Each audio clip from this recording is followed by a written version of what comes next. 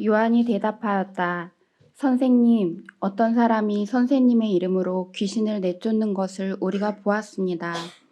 그런데 그 사람은 우리를 따르는 사람이 아니므로 우리는 그가 그런 일을 하지 못하게 막았습니다. 그러나 예수께서는 그에게 말씀하셨다. 막지 말아라. 너희를 반대하지 않는 사람은 너희를 지지하는 사람이다. 예수께서 하늘에 올라가실 날이 다 되었다. 그래서 예수께서는 예루살렘에 가시기로 마음을 굳히시고 심부름꾼들을 앞서 보내셨다. 그들이 길을 떠나서 예수를 모실 준비를 하려고 사마리아 사람의 한 마을에 들어갔다. 그러나 그 마을 사람들은 예수가 예루살렘으로 가시는 도중이므로 예수를 맞아들이지 않았다. 그래서 제자인 야고보와 요한이 이것을 보고 말하였다. 주님, 하늘에서 불이 내려와 그들을 태워버리라고 우리가 명령하면 어떻겠습니까? 예수께서 돌아서서 그들을 꾸짖으셨다. 그리고 그들은 다른 마을로 갔다. 여행을 할 때 중요한 것은 좋은 사람과 함께 하는 것입니다. 나를 피곤하게 만들고 힘들게 만드는 사람과 여행하는 것은 전혀 즐겁지 않습니다. 차라리 혼자 가는 게 낫습니다. 누가복음 9장부터 19장까지 10장이나 되는 상당히 많은 분량을 예수님께서 예루살렘을 향해서 걸어가시는 그 길의 이야기에 할애하고 있습니다. 상당히 많은 분량이죠. 그런데 예수님은 그 중요한 여행길에 제자들을 데려가십니다. 저는 누가복음을 통독하면서 특히 9장부터 19장까지를 쭉 읽어 내려가면서 이런 생각을 자주 했습니다. 차라리 혼자 가셨으면 좋았을 텐데. 메시아로서 본인의 사명, 고난을 뚫고 만민에게 구원을 주시는 그분의 어떤 그 사명을 생각하면서 혼자 가셨으면은 참 그 영광스러운 길이 되셨을 것 같은데 예수님은 제자들을 데려가셨습니다. 근데 그 제자들이 참 형편없는 모습이니까 제가 그런 생각을 한 거 아니겠어요? 일단 예수님께서 왜 예루살렘으로 가시는지를 계속해서 말씀하시는데 제자들은 그 의미를 깨닫지를 못합니다. 그것만이 아닙니다. 서로 싸워요. 예수님은 비장하게 그 길을 가고 계시는데 서로 누가 더 크냐라는 문제를 가지고 다투기도 합니다. 저는 이런 모습을 보면서 한 번도 아니고 계속해서 누가 더 크냐라는 문제를 가지고 싸우는 제자들의 모습을 보면서 결국 인간 세상에서 일어나는 그 수많은 갈등과 다툼은 바로 이거. 누가 더 큰 사람이냐. 이 물음 때문에 생기는 것이 아닌가라는 생각이 들었습니다. 이것과 관련해서 상당한, 어쩌면 가장 큰 집착을 보였던 제자들이 야고보와 요한입니다. 증거가 있습니다. 마가복음 10장에 보면 야고보와 요한이 예수님을 따로 찾아뵙고서는 예수님께서 영광의 자리에 오르실 때 하나는 오른쪽, 하나는 왼쪽에 앉게 해달라고 청탁을 합니다. 네. 마태복음 20장에 보면 야고보와 요한의 엄마가 나타납니다. 그 어머니가 찾아와서 예수님께 똑같은 청탁을 합니다. 정말 대단한 아들들, 대단한 엄마가 아닐 수 없습니다.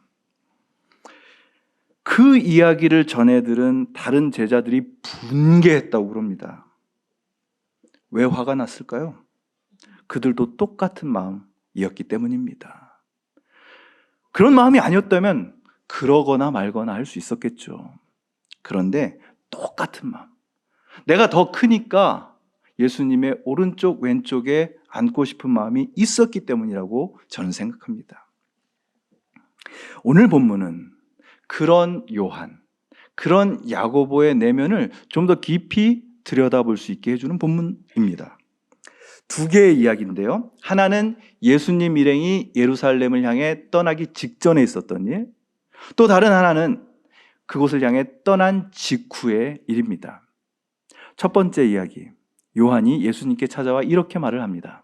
선생님, 어떤 사람이 선생님의 이름으로 귀신을 내쫓는 것을 우리가 보았습니다. 그런데 그 사람은 우리를 따르는 사람이 아니므로 우리는 그가 그런 일을 하지 못하게 막았습니다. 괄호 열고 잘했죠. 여기서 우리는 놀라운 사실 하나를 알게 됩니다. 예수님의 제자도 아닌 어떤 사람이 그저 예수의 이름으로 귀신을 내쫓았다라는 사실입니다. 아마 이 사람은 예수님께서 하시는 일을 보면서 와, 저분에게는 정말 거룩한 능력이 있구나 라는 생각을 했던 사람이겠죠.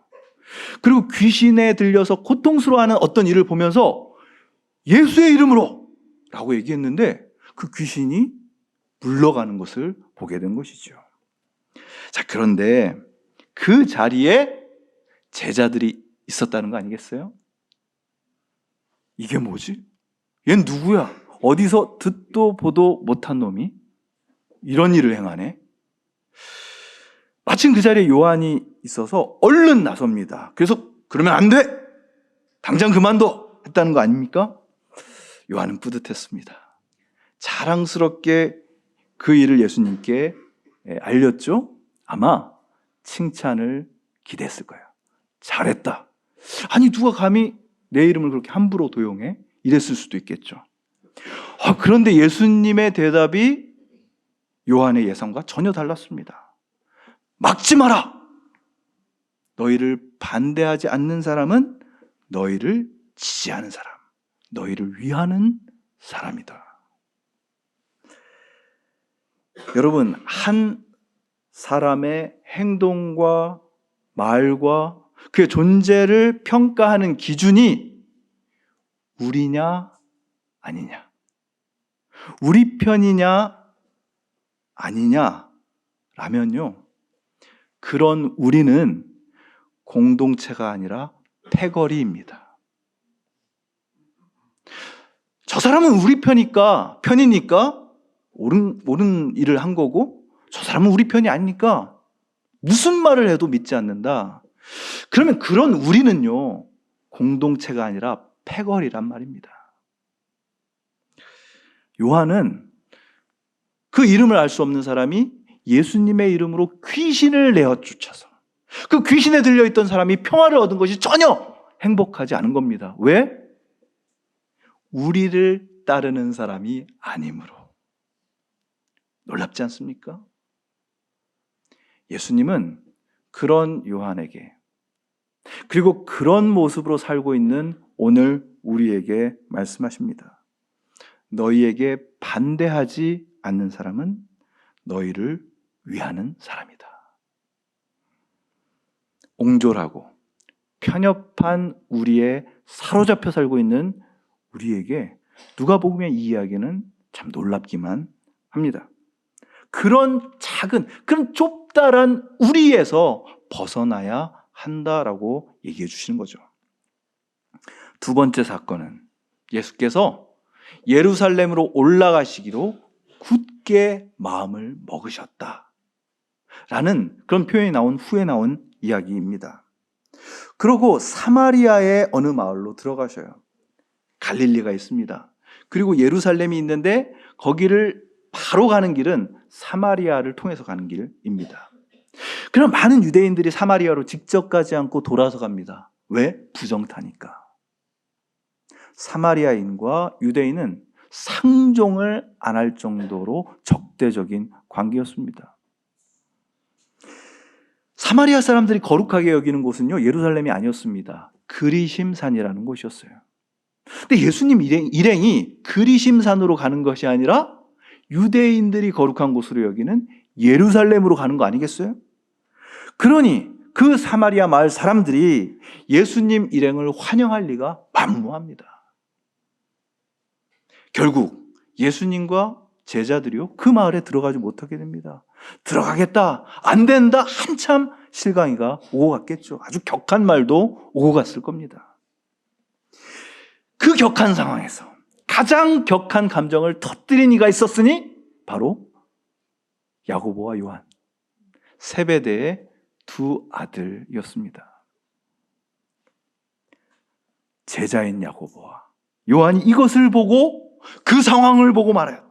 주님, 하늘에서 불이 내려와 그들을 태워버리라고 우리가 명령하면 어떻겠습니까? 정말 다혈질입니다. 하늘에서 불벼락이 떨어져서 저놈들 다 태워버려야 돼. 우리를 받아들이지 않는, 우리 생각과 같지 않은 저들을 다 태워버려야 됩니다. 이런 말 아니에요. 야고보와 요한은 정말 분노가 뭔지를 보여주는 인물인 것 같습니다. 많은 전문가들이 말하듯 분노는 1차 감정이 아닙니다. 이 말이 무슨 말이냐면요, 어떤 상황에서 우리가 처음으로 느끼게 되는 1차 감정은 분노보다는 불안함, 수치심, 그리고 무력감입니다. 여러분, 어렸을 때 부모님한테 막 혼날 때, 엄청 꾸지람을 당할 때 우리는 왠지 모를 위축감, 부끄러움, 무기력감, 불안함을 느낍니다. 그게 1차 감정이라는 거예요. 근데 어릴 때 누군가에게 혼날 때 느꼈던 그런 1차적인 감정을 내가 갖고 있다는 사실이 인정하고 싶지 않은 사실입니다. 뭐 내가 불안하다고? 내가 부끄럽다고? 내가 무기력하다고? 그런 걸 인정하고 싶지 않은 사람. 그래서 일정 정도 나이가 되면요, 화를 내버립니다. 그럼 어떻게 될까요? 그 분노할 때 그 강력한 에너지 때문에 나의 무력감, 수치심, 불안 같은 건 잠깐 희미해지면서 왠지 내가 강하고 그리고 옳은 일을 하고 있다는 아주 미묘한 쾌감이 느껴진다, 이겁니다. 분노는 가장 흔한 2차 감정입니다. 내 안에 무력감이 클수록, 불안함이 크고 부끄러움이 클수록 인간은 분노라는 아주 손쉬운 해결책을 찾는다는 거예요. 그 분노가 나보다 약한 누군가에게 똑같이 불안함과 수치심과 무력감을 안겨줍니다. 그래서 그 사람으로 하여금 또 다른 분노와 폭력을 낳게 하는 거죠. 그래서 끔찍한 악순환이 계속되는 겁니다. 우리의 가족에서, 우리가 살고 있는 직장과 사회에서 그렇다는 거예요. 예수님은 야고보와 요한에게 우레의 아들들, 천둥의 아들들이라는 별명을 붙여준 적이 있습니다. 마가복음 3장입니다. 오늘 우리에게 별명을 붙여주신다면 뭐라고 붙여주실까요? 여러분, 우리도 천둥의 아들, 천둥의 딸이 되곤 합니다. 갑자기 분노를 폭발시키는 거예요. 혹은 언제 터질지 모르는 시한폭탄처럼 우리 안에 분노가 켜켜이 쌓여가고 있습니다. 우리는 야고보와 요한 덕분에 우리 안에 있는 옹졸함, 우리만 오라 라고 하는 그런 옹졸함과 분노를 보게 되는 겁니다. 어떻게 하면 우리는 이런 못난 모습을 극복할 수 있을까요? 제가 곰곰 두 가지를 생각해 봤습니다.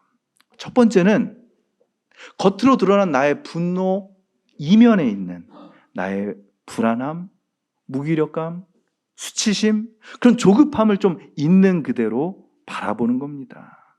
아, 내가 이런 사람이구나. 내 안엔 자꾸만 우리 편, 저쪽 편 가르고 자꾸만 분노하고 이런 모습이 있구나. 뭐 때문에 내가 이럴까? 제자들의 경우는 제자들이 이렇게 옹졸해지고 그리고 거칠어지게 만드는 대단히 중요한 요인이 누가 크냐? 우리들 사이에서 누가 크냐? 어떤 대학 나오면 더 큰 사람이냐? 어떤 직장에서 일하면 더 큰 사람이냐? 매출이 얼마나 되면 큰 사람이냐? 누가 더 크냐라는 물음이었다는 사실을 알게 됩니다. 누가 더 크냐? 남편이 더 크냐? 내가 더 크냐? 누가 더 크냐? 아무 개가 더 크냐? 내가 더 크냐? 이런 생각이 우리 안에 남아있는 한 우리는 옹졸해집니다. 패거리를 만듭니다.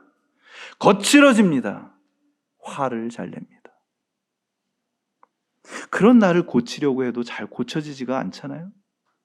그래서 정말 중요한 것이 두 번째입니다. 그런 우리를 꾸짖으시지만 함께 가시는 주님과 동행하는 겁니다. 여러분, 예수님께서 야고보와 요한이 막 불을 내려서 쟤네를 다 태워버려야 돼요, 이런 말을 할 때 꾸짖으셨다라는 말이 나옵니다. 그냥 예수님께서 야, 그러면 안 돼, 그 정도로 얘기하셨다라고 생각할 수도 있겠지만, 여기서 꾸짖었다라고 하는 55절의 그 말씀은요, 누가복음의 다른 맥락에서는 마귀를 꾸짖을 마귀를 고통쳐서 꾸짖으실 때 쓰이는 표현입니다. 여러분, 그래도 이렇게 꾸짖어 주시는 분이 있으니 제자들은 얼마나 행복합니까? 나이를 먹는다는 것이 슬픈 이유 가운데 하나가, 우리가 뭔가 잘못된 길로 갈 때 애정을 담아서 이렇게 꾸짖어 주시는 분이 없다라는 사실이 아닐까, 그런 생각을 해봅니다. 근데 여러분, 이렇게 꾸짖어 주시는 분과 만날 때가 있습니다. 우리가 기도할 때입니다. 내가 왜 이 모양이지? 그러면서 그냥 마는 게 아니라 내 문제를 주님 앞에 가지고 와서 고요히 그분 앞에 엎드릴 때 그분이 꾸짖어 주시잖아요. 에이 녀석아. 우리의 옹졸함과 성급한 분노를 꾸짖어 주시는 주님의 목소리를 기도 가운데 듣게 됩니다. 그러니까 기도하는 거죠. 그리고 알게 됩니다. 예수님은 그렇게 정신 못 차리고 누가 더 크냐라는 질문에 휩싸여서 화내고 옹졸해지는 그런 제자들, 자기 뜻대로 되지 않으면 막 못 참는 그런 야고보 같은, 요한 같은 제자들을 내치지 않으시고 데리고 가십니다. 저는 55절, 56절의 이 연결고리가 너무 재밌어요. 예수께서 돌아서서 사탄을 꾸짖듯이 꾸짖으셨다. 다 가버려. 나 혼자 갈 거야.